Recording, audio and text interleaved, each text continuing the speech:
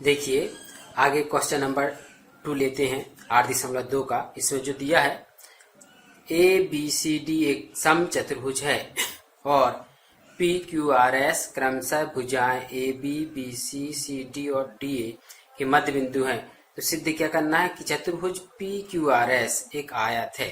PQRS ये देखिए चित्र नहीं दिया है, इसमें हमने चित्र बनाया है। यहाँ पे आपको भी चित्र बनाना है कि ABCD एक सम चतुर्भुज है। ABCD तो सम चतुर्भुज की विशेषता मालूम होना चाहिए, जिसका हम AC विकर्ण खींच दिए हैं यहाँ पे। तो सम चतुर्भुज की सभी भुजाएं क्या होती हैं? समान होती हैं और इसका जो विकर्ण है शीर्ष कोण को समद्विभाजित करता है। ये जो AC जो है विकर्ण वो कोण C को बराबर भागों में बांटता है।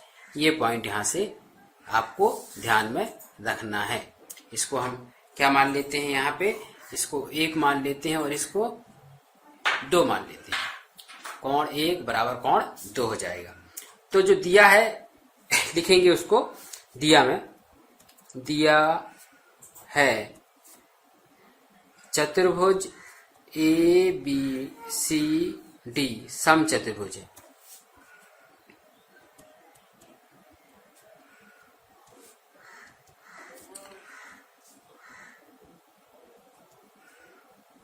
जिसकी भुजा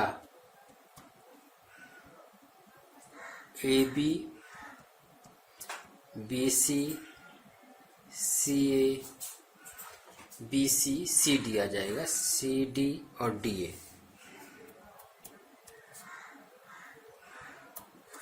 के मध्य बिंदु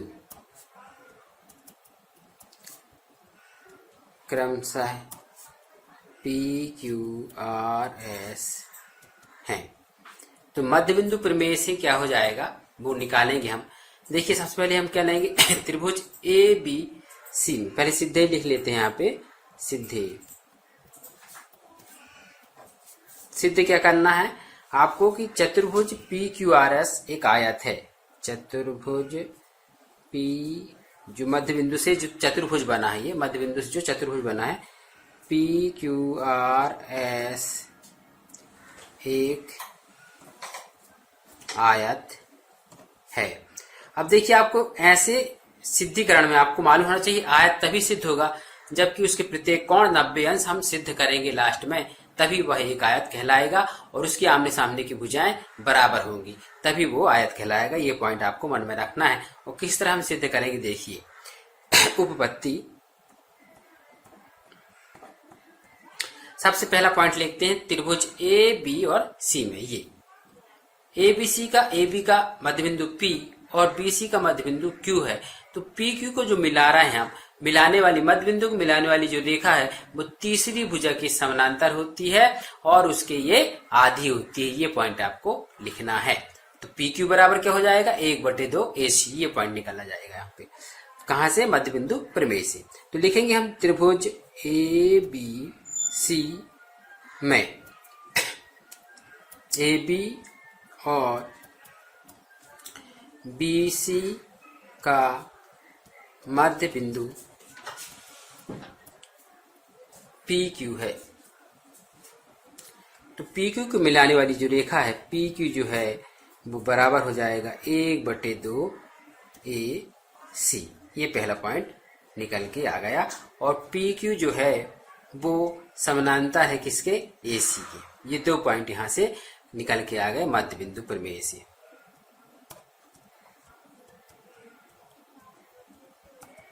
देखिए मध्य बिंदु प्रमेय बार बार नहीं बताएंगे आपको। ये पॉइंट आ गए, कहाँ से आ गए ये आपको मालूम होना चाहिए कि त्रिभुज ABC के मध्य बिंदु PQ को मिलाने वाली जो रेखा है वो तीसरी भुजा के समानांतर और आधी होती है।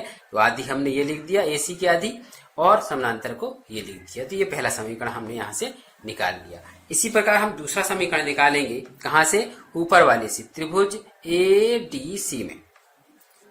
त्रिभुज ADC में यहां भी लिख सकते हैं कि AD का मध्य बिंदु S और CD का मध्य बिंदु R है। ऐसे ऊपर लिख दिया मैं AD का मध्य बिंदु एस और सी डी का मध्य बिंदु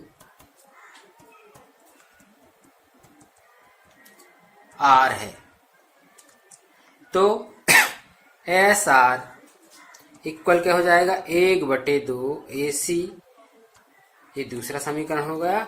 और एस आर जो है वो समानांतर है AC की। ये समीकरण 1 और 2 यहां से निकल के आ गए। अब समीकरण 1 और 2 निकल गए, तो समीकरण 1 और 2 से क्या हो जाएगा, यहाँ लिखेंगे हम, देखिए PQ बराबर 1/2 AC है, SR बराबर 1/2 AC है, तो PQ बराबर लेते हैं, PQ बराबर 1/2 AC बराबर क्या लेंगे, SR। तो आपस में ये तीनों बराबर हैं और तीनों समानांतर हो जाएंगे, तो ये लिखेंगे हम PQ समानांतर AC समानांतर SR। ये पॉइंट समझ में आ गया होगा। PQ AC के समानांतर है और SR AC के समानांतर है, तो PQ समानांतर SR हो जाएगा। और यहाँ पे हम ये पॉइंट निकाल के ले आए। अब आगे क्या होता है देखिए, यहाँ पे निकालेंगे हम। तो देखिए यहाँ से PQ इक्वल SR और PQ समानांतर AC के है और SR समानांतर AC के है, तो आपस में ये दोनों भी समानांतर हैं। इसलिए जो है किसी चतुर्भुज का एक युग्म समानांतर और बराबर है, तो ये जो चतुर्भुज होगा वो एक समानांतर चतुर्भुज है। ये पॉइंट यहाँ से निकल गया। तो हम लिखेंगे यहाँ पे, क्या लिखेंगे, SR equal PQ equal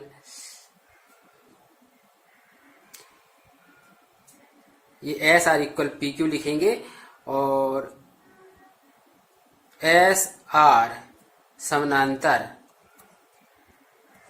PQ, ये निकल के आया था।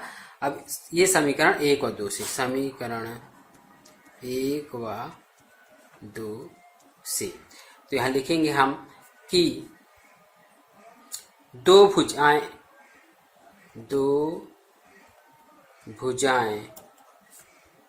का एक युग्म कौन सा युग्म है बता दे रहा है, PQ और SR, ये युग्म समानांतर एवं बराबर है। अतः चतुर्भुज PQRS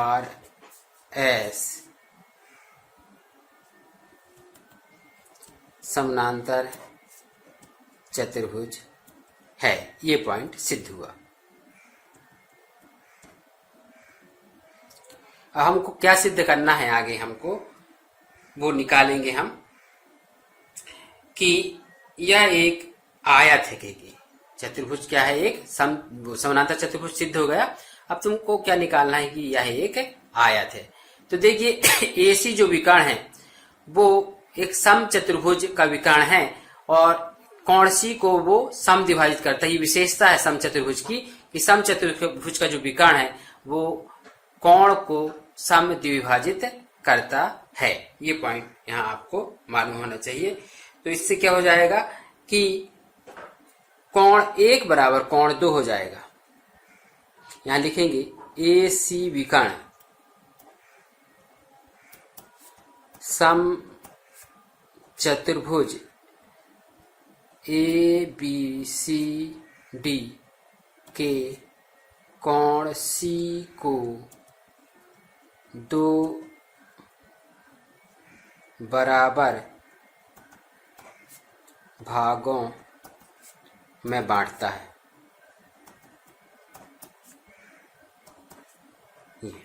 तो क्या हो जाएगा, कोण 1 बराबर कोण 2।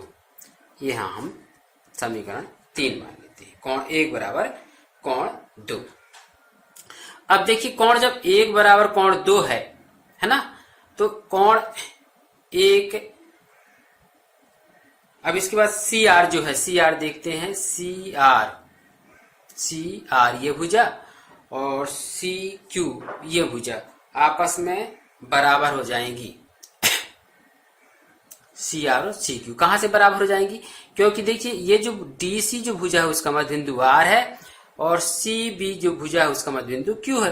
तो ये मध्य बिंदु है, स्वाभाविक है सी क्यू बराबर बी क्यू और सी आर बराबर डी आर, मतलब यहां से ये मध्य बिंदु है इसलिए ये दूरी बराबर हो जाएंगी। इसी पॉइंट को लिखेंगे सी आर बराबर सी क्यू।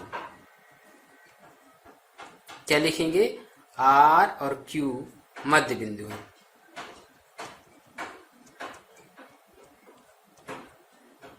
ये तो मध्य बिंदु है। अब लिखेंगे इसी प्रकार सी बराबर सीई, सी यहाँ ई नाम देते हैं हम, देखिए ई नाम दे देते हैं यहाँ पे, सी बराबर सी।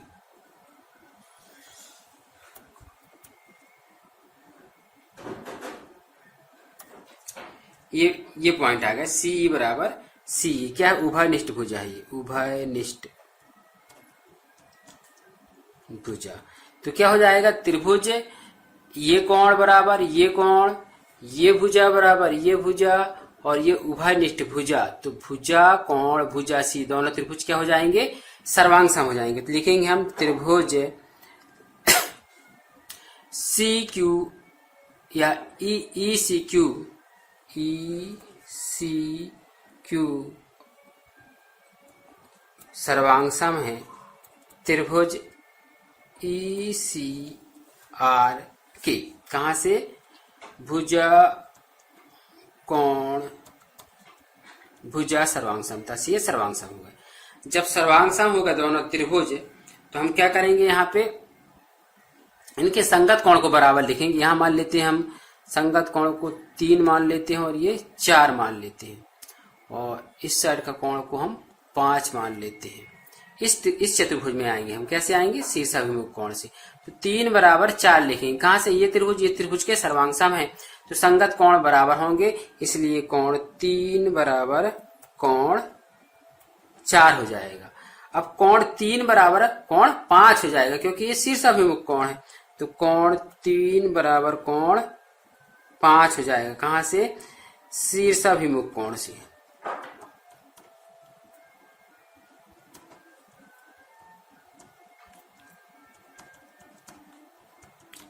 ये 5 में आ गए। अब देखिए 5 में आ गए तो हमको मालूम है पी क्यू समानांतर ए सी है, तो पी क्यू समानांतर ई एफ होगा, ये इसको एफ मान लेते हैं। देखिए फिर से देखिए, पी क्यू समानांतर ए सी है, हमने ऊपर सिद्ध किया है, और तो पी क्यू समानांतर एफ ई एफ हो जाएगा। जब ये दोनों समानांतर हैं और ये कोण कितना निकला, ये कोण बराबर है, निकाले हम कोण 3 बराबर 5 ये निकाल लिए। तो इससे क्या हो जाएगा हमको, अब 3 और 4 को जोड़ते हैं हम।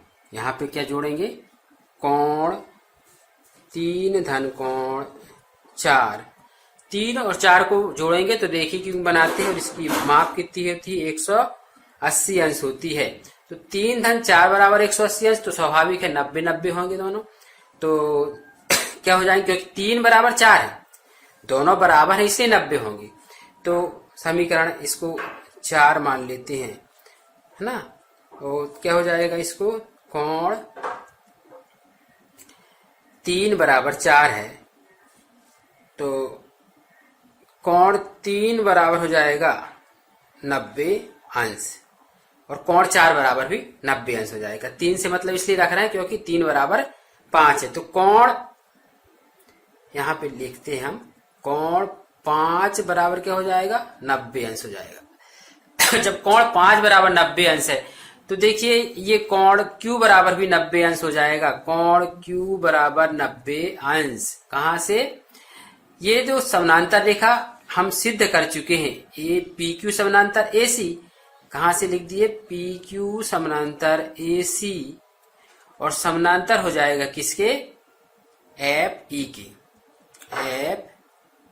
FE के। तो जब ये समानांतर हैं तो समानांतर भुजाओं के संगत जो कोण है, अंतः संगत जो कोण है, उनका जो योग होता है वो 180 अंश होता है। तो ये 90 तो ये 90 हो जाएगा, दोनों का योग 180 अंश होता है। तो कोण Q बराबर क्या हो गया, 90 अंश हो गया। तो जब किसी समानांतर चतुर्भुज, ये समानांतर चतुर्भुज है, तो समानांतर चतुर्भुज का यदि एक कोण 90 अंश है तो वह एक आयत होता है। यहाँ ये सिद्ध होके निकल आया। तो हम लिखेंगे यहाँ पे कि कोण Q बराबर 90 अंश हो गया। तो PQ समानांतर AC भी लिख दिए हम। तो लिखेंगे चतुर्भुज PQFC का एक कोण 90 अंश है, अतः PQRS एक आयत होगा। ये सिद्ध हो गया, आयत होगा। इस तरह आपको सिद्ध करना है।